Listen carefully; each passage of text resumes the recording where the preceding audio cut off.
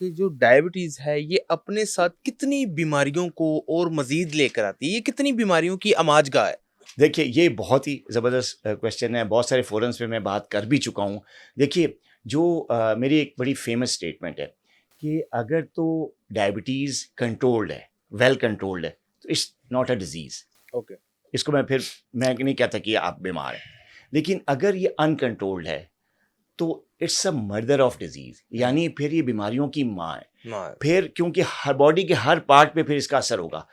Diabetes अगर uncontrol है तो इसका इफ़ेक्ट बॉडी के हर पार्ट पे होगा, ब्रेन से लेके फीट तक। फीट तक होगा। हाँ, सर से लेके पाँव तक हर ऑर्गन मुतासर हो सकता है। जो मेजर कॉम्प्लिकेशन जैसे आपने बात की, जो पेचीदगियाँ हैं, क्या बीमारियाँ लेके आती, हुँ, सबसे पहले तो जो है वो स्ट्रोक का रिस्क, फालिज का रिस्क बढ़ जाता है। ओके। ठीक है? आँखों में अंधेपन का रिस्क बढ़ जाता है, जिसको हम रेटिनोपैथी कहते हैं। ये बहुत बड़ी कॉम्प्लिकेशन है डायबिटीज़ की, ये आती है। अच्छा, इसके बाद जब नीचे आएँगे तो हार्ट है। हार्ट के लिए बहुत ज़्यादा जो है ये डायबिटीज़ अगर अनकंट्रोल्ड है तो बहुत ज़्यादा ख़तरनाक चीज़ है, क्योंकि फिर ischaemic heart disease, cholesterol high रहने की बीमारी जिसको हम और डिस्लिपिडीमिया कहते हैं वो, फिर जो है वो हार्ट के जो पंपिंग है उसको डिस्टर्ब हो जाती है, हार्ट के जो मसल्स होते हैं वो वीक हो जाते हैं, फिर congestive cardiac failure, heart attack, angina, इस सारों का सबब बनती है। नीचे आएँगे तो स्टमक है। स्टमक जो है उस पे भी इसके बड़े असरात होते हैं, ख़ास तौर पे जब ऑटोनॉमिक न्यूरोपैथी होती है बॉडी में, तो उसमें सबसे पहले जो ऑर्गन मुतासिर होता है वो मैदा होता है। ओके। डायरिया, कभी कॉन्स्टिपेशन, ये चीज़ें। नीचे आएँगे गुर्दे, बहुत ही इंपॉर्टेंट ऑर्गन बॉडी का। हुँ, उसके लिए बड़े डायबिटीज़ अगर अनकंट्रोल्ड है तो बड़े ख़तरनाक है, क्योंकि ये फिर अगर कंट्रोल ज़्यादा अरसे अनकंट्रोल रहेगी तो फिर it can lead into chronic kidney disease, जिसको हम ओहो! डायबिटिक नेफ्रोपैथी कहते हैं, किडनी फेलियर तक चला जाता है इंसान। तो ये बड़ा डेंजरस इसका साइड इफ़ेक्ट कह लें, या ये कॉम्प्लिकेशन भी हो सकती हैं अगर डायबिटीज़ थी। नीचे आएँगे तो फिर सेक्सुअल वीकनेस है, ठीक है हुँ, जी?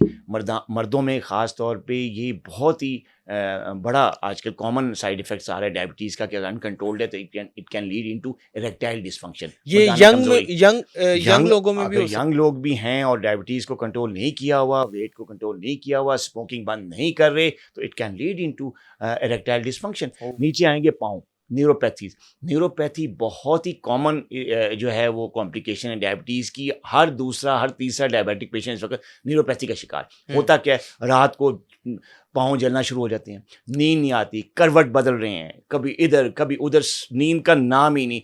फजर हो जाती है और नींद तब भी नहीं आती, तब भी नहीं आती। पाँव में इतनी शदीद जलन होती है। जी। और अच्छा, अब जब पाँव की जलन से जो चीज़ शुरू होती है, फिर पाँव का सुनपन शुरू हो जाता है। हुँ, सुनपन जब शुरू हो जाता है, सेंसरी डेफ़िसिट होता है, वो आगे फर्दर बढ़ते-बढ़ते मोटर डेफ़िसिट आ जाता है। हुँ, मोटर डेफ़िसिट आ जाता है तो फिर चलना-फिरना मुश्किल हो जाता है। सेंसरी डेफ़िसिट इस हद तक हो जाता है कि पता ही नहीं चलता, पाँव में कोई कट लग गया, ज़ख्म हो गया, सब पता ही नहीं चलता। हुँ। वहाँ पे ज़ख्म ख़राब हो गया, इन्फेक्शन हो गई, तब भी नहीं पता। एक्सीडेंटली देखा तो पता चला, ओहो! ये तो ओहो! ज़ख्म ख़राब हुआ ये है, तो लेकिन हाथ से तीर निकल डॉक्टर चुका साहब मैं होता है। ये चीज़ भी देखी गई है कि जो डायबिटीज़ के पेशेंट होते हैं, शुगर जिनको होती है, उनके हाथ काटने पड़ जाते हैं, उनके पाँव काटने पड़ जाते हैं।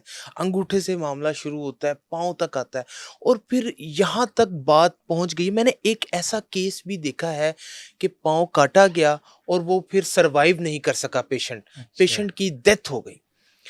कोई ऐसा तरीका बता दें कि डॉक्टर साहब के हाथ-पाँव ना काटे जाएँ लोगों के, हाथ-पाँव ना कटें? हाँ, देखिए, जहाँ तक आपने ये कहा ना, ज़्यादा केसेस पाँव एम्पुटेशन जो है ना ज़्यादातर पाँव में होती है, उसको हम कहते हैं पेरिफेरल वैस्कुलर डिज़ीज़ या न्यूरोपैथी। ये दोनों चीज़ें जो है ना, जब डायबिटीज़ की हुँ, कॉम्प्लिकेशंस हैं, पेरिफेरल वैस्कुलर हुँ, डिज़ीज़ भी और न्यूरोपैथी। न्यूरोपैथी। इसकी वजह से ना पाँव में कभी-कभी ऐसे ज़ख्म आ जाते हैं जो कि भरते नहीं हैं, सही। इन्फेक्शन बहुत ज़्यादा हो, क्योंकि डायबिटीज़ में ना सिर्फ़ अ, खून की शरेयानों में तंगी आ जाती है या हुँ, खून का फ्लो कम होता है, बल्कि नर्व्स डैमेज हो जाती हैं, जैसे मैंने न्यूरोपैथी का ज़िक्र किया। उसके साथ-साथ डायबिटीज़ में होता क्या है, जो इम्यूनिटी होती है इंसान की, क़ुव्वत मुदाफ़अत, जिसने जरासीम के खिलाफ लड़ना है, हुँ, जिसने इन्फेक्शन के खिलाफ लड़ना है, वो वीक हो जाती है। सही। और जब ये क़ुव्वत मुदाफ़अत वीक हो जाती है, इन्फेक्शन ठीक नहीं होती, तो इन्फेक्शन क्या करती है, हीलिंग प्रोसेस को डिले कर देती है, हुँ, बड़ा ज़्यादा स्लो कर देती है। तो जो ज़ख्म होते हैं, ख़ासतौर पे पेरिफेरीज़ में, हाथों में, पाँव में, वो हीलिंग नहीं कर पाते या बहुत ज़्यादा प्रोलॉन्ग टाइम ले लेते हैं ठीक होते-होते। उसमें जब इन्फेक्शन होती है और खुदा ना खास्ता डायबिटीज़ बहुत ज़्यादा अनकंट्रोल्ड है, नई शुगर लेवल 300, 400, 500 तक का जा रहा है, तो इन्फेक्शन बढ़ती रहती है। हुँ, और क्योंकि पेरिफेरल वैस्कुलर डिज़ीज़ भी होता है, खून की शरेयानें भी ब्लॉक्ड हैं, न्यूरोपैथी भी है, तो होता ये है कि खून की सप्लाई रुक जाती है। ठीक है, पाँव में ख़ास तौर पे। फिर वहाँ पे एक प्रोसेस होता है जिसको कहते हैं टिश्यू डेथ होगी, उसको कहते हैं गैंग्रीन होना शुरू। जब गैंग्रीन होना शुरू होती है तो फिर वो इरिवर्सिबल है। एक दफ़ा गैंग्रीन हो गई, मसल डेड, जो टिश्यू है वो डेड हो गया, तो वो रिवर्सिबल नहीं है, वो रिकवरेबल नहीं है। वहाँ पे फिर डॉक्टर्स को मजबूरन एम्पुटेशन करनी पड़ती है, पाँव काटने पड़ते हैं, उस सूरत में हाथ या जहाँ पे भी है वो काटना पड़ता है ऐसा।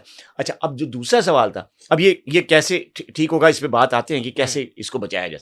अभी बात करते हैं ये जो कॉम्प्लिकेशन आपने बताई कि फिर एम्पुटेशन हो भी गई और डेथ हो गई, बिल्कुल। ये आपने केस देखा भी। जी जी। अच्छा, उस वक्त होता क्या है कि जो ये पेरिफेरल वैस्कुलर डिजीज होती है ना, गैंग्रीन, इसमें क्या होता क्या है कि जो वैस्कुलर सिस्टम है, पाँव की ब्लड सप्लाई वाला सिस्टम, वहाँ पे क्लॉट्स आ जाते हैं। अच्छा, वहाँ पे क्लॉट्स आ जाते हैं, नैरो हो जाती हैं ब्लड वेसल्स, खून की सप्लाई स्टॉप हो जाती है। वहाँ से जब ड्यूरिंग सर्जरी या सर्जरी के बाद कोई क्लॉट जो है वहाँ से डिसलॉज करता है, वहाँ से वो टुकड़ा खून के साथ ऊपर आ जाता है। ऊपर आके कहाँ, हार्ट में चला गया, सप्लाई बंद हार्ट की, डेथ। ब्रेन में चला गया, सप्लाई बंद। किसी मेजर ऐसी आर्टरी में चला गया जिसने ब्रेन को या हार्ट को सप्लाई करना है, वो मेजर आर्टरी ब्लॉक हो गई, डेथ। तो जो आपने केस का जिक्र है, मोस्ट प्रोबेबली वो तो जिन डॉक्टर्स का केस था वो बता सकते हैं कि क्या वजह थी उस केस में, लेकिन जो मैं जहाँ तक देख रहा हूँ उसमें मेरा जो एक्सपीरियंस है उनमें देखा गया है कि जब गैंग्रीन के बाद या एम्पुटेशन के बाद जब डेथ होती है तो वही क्लॉट जो है डिसलॉज होता है, जो कि किसी मेजर आर्टरी में जाके ब्लॉक करता है और मेजर जो वाइटल ऑर्गन्स हैं, ब्रेन है, हार्ट है, इसकी ब्लड सप्लाई बंद कर देता है। सही। अच्छा, अब इससे बचा कैसे जाए? एक तो पहला जो गोल्डन रूल है, शुगर कंट्रोल करें।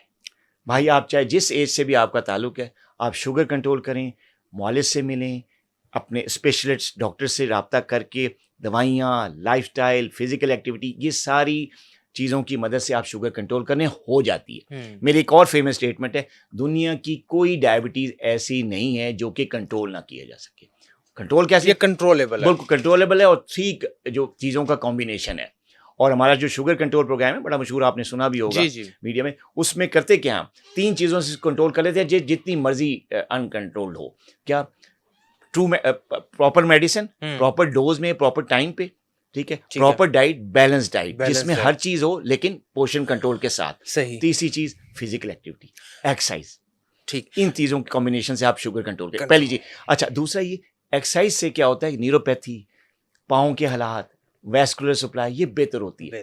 ठीक है। और एक चीज़ मैं बताता चलूँ कि पाँव की बड़ी अच्छी सी एक्सरसाइज है, बड़ी सिंपल सी, घर में बैठ कर सकते हैं, ऑफिस बैठे में, ये आप ना पंजों पे अपने ऐसे करके आप काल्फ एक्सरसाइजेज कहते हैं इसको, सोलियस पंप भी कहते हैं। ठीक है। इसको क्या है, बैठे में ऑफिस में काम कर रहे हैं लैपटॉप पे या कोई फाइलिंग या लिख रहे हैं, आप पंजों पे पहले पाँव को इस तरह हील उठा लें, फिर नीचे करें, फिर उठाएं, नीचे करें, ये करते रहें, 15-20 दफ़ा करें, फिर उसके बाद काम शुरू हो जाए, फिर 15-20 मिनट करें, क्या है कि 1 मिनट लग जाएगा, 2 मिनट लग जाएंगे, इस किस्म की एक्सरसाइज करते रहें, वॉक करें, फिजिकल एक्टिविटी को ना छोड़ें। आप देखेंगे कि ये जो न्यूरोपैथी है या पेरिफेरल वैस्कुलर डिजीज जिसकी वजह से गैंग्रीन हुई, नहीं होगी। शुगर कंट्रोल करें, एक्सरसाइज पे आएँ, पाँव की फीट की एक्सरसाइजेज करें, कुछ भी नहीं होगा।